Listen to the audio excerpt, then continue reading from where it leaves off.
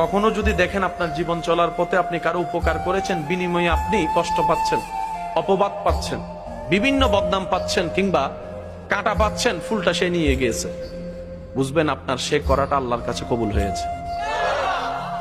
আল্লাহ কবুল করলেন, ওনার থেকে কষ্ট দিচ্ছেন কেন?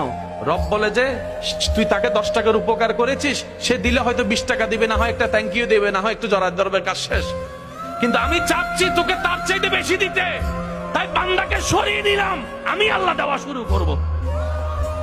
হাসরের ময়দানে রব্বুল আলামিন দুনিয়াতে যাদের দোয়া কবুল হয়নি কিন্তু ধৈর্য ধরেছেন রবের উপর সন্তুষ্টির সাথে, হাসরে তাদেরকে আল্লাহ এমন নিয়ামত দিবেন, যাদের দোয়া কবুল করেছেন তারা দেখে দেখে বলবে, ফেরেশতাদেরকে জিজ্ঞেস করবে, ভাই ওনারা কারা?